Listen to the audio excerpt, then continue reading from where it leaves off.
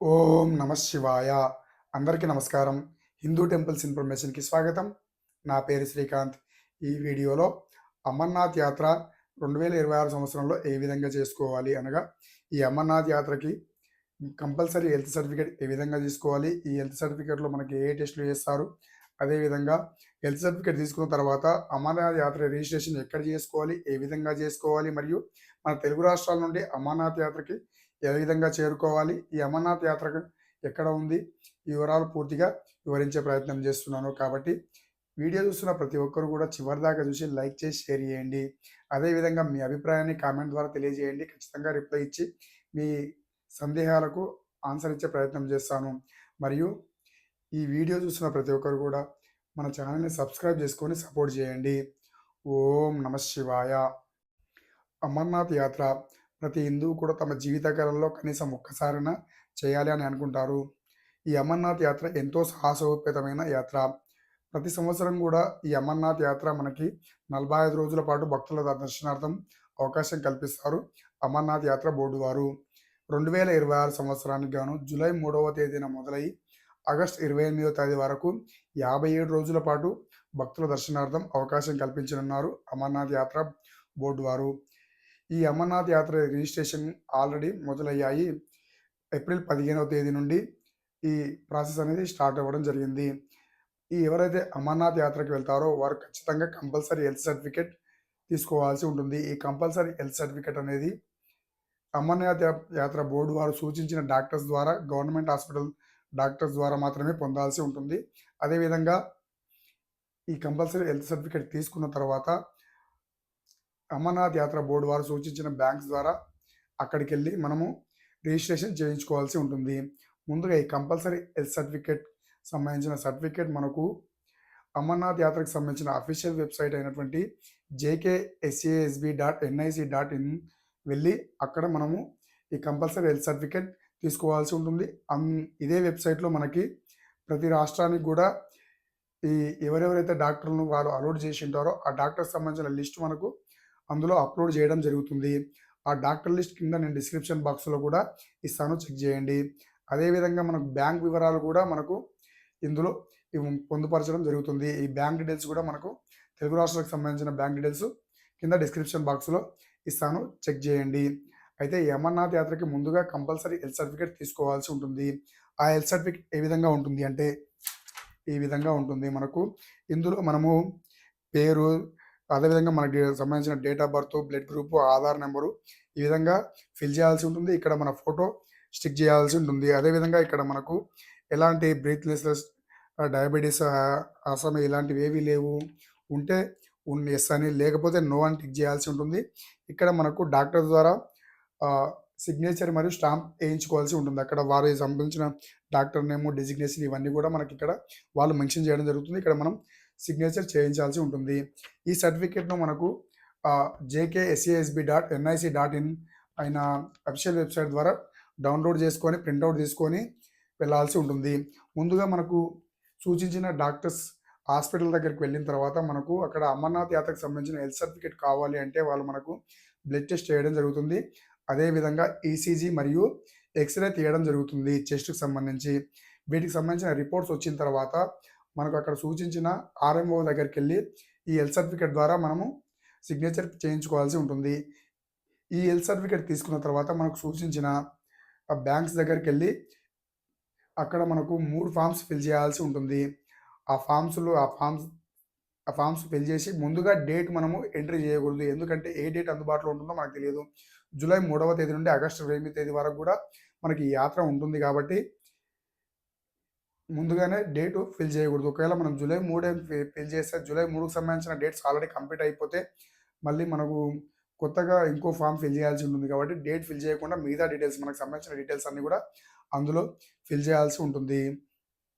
ఈ విధంగా medical health certificate తీసుకున్న తర్వాత మనము దగ్గరలో ఉన్న బ్యాంక్ దగ్గరికెళ్ళి రిజిస్ట్రేషన్ చేయించుకోవాల్సి ఉంటుంది. ఏ డేట్ కావాలో ఆ డేటు.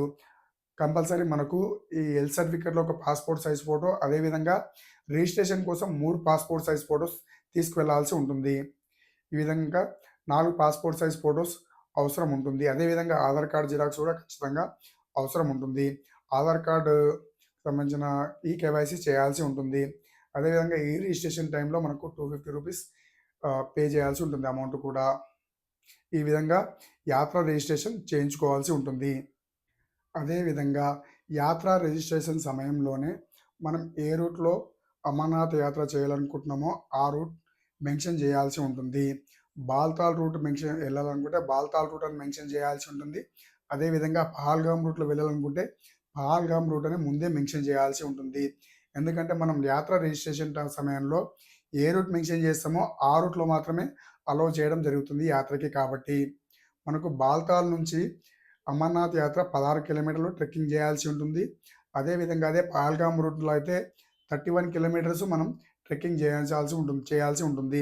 ఈ పహల్గామ్ రూట్‌లో మనకు 2-3 రోజుల సమయం పడుతుంది ట్రెక్కింగ్ చేస్తూ అమర్నాథ్ చేరుకోవడానికి. అదేవిధంగా అదే బాల్తాల్ రూట్‌లో అయితే 16 కిలోమీటర్లు కాబట్టి సేమ్ డేలో వెళ్ళి దర్శనం చేసుకొని మళ్ళీ సేమ్ డేలో నైట్ వరకు తిరిగి రావచ్చు.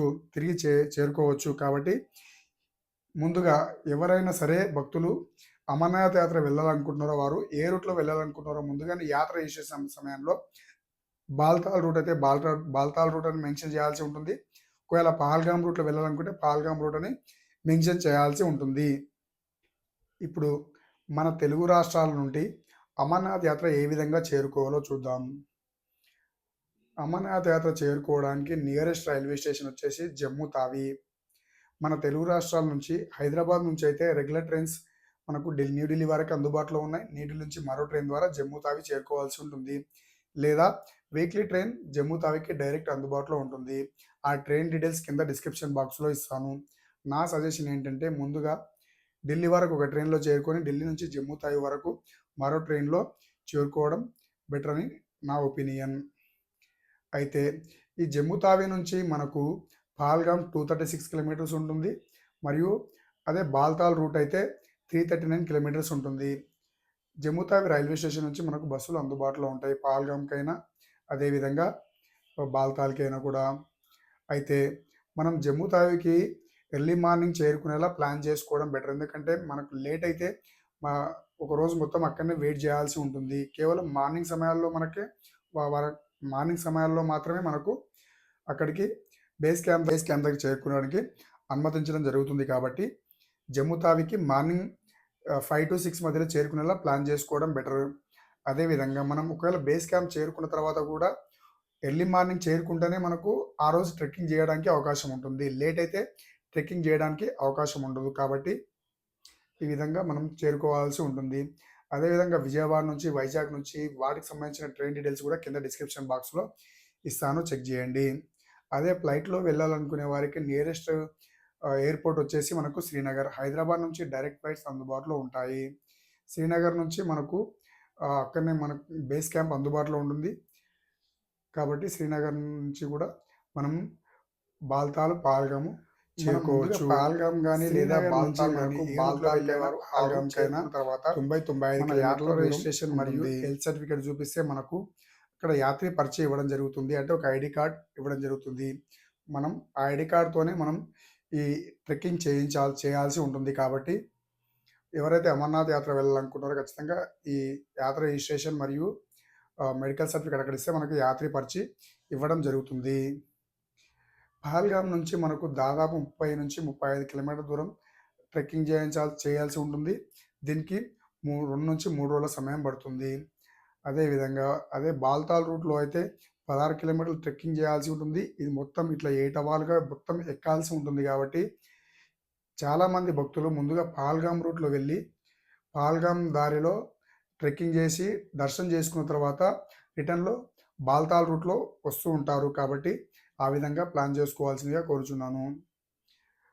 ఎవరైతే ఈ అమర్నాథ్ యాత్ర చేయాలనుకుంటున్నారో బాల్తాల్ రూట్‌లో అయితే మనకు కేవలం చుట్టూ చూడడానికి గ్రీనరీ అంటూ ఏమీ ఉండదు. అదే పహల్గామ్‌లో అయితే చుట్టూ మనకి మంచు కొండలతో పాటు గ్రీనరీ కూడా ఉంటుంది. కాబట్టి ఎక్కువ మనకు పహల్గామ్ రూట్‌లో యాత్ర చేయాలనుకుంటున్నారు. దానికి కారణం ఏమిటి అంటే ఆ పరమశివుడు మరియు పార్వతీదేవి నడిచిన మార్గం ఇది. కాబట్టి ఈ మార్గంలో ఎక్కువ మంది భక్తులు వీళ్ళు ట్రెక్కింగ్ ద్వారా వెళ్ళి ఆ స్వామి పరమశివుని దర్శనం చేసుకోవాలి అనుకుంటారు. అదేవిధంగా మనకి 2 రూట్‌లో కూడా మనకు ఈ 2 మార్గాల్లో మనం కూడా గుర్రాలు అందుబాటులో ఉండడం జరుగుతుంది. నడవలేని వారు గుర్రాలు ఎక్కి వెళ్ళవచ్చు.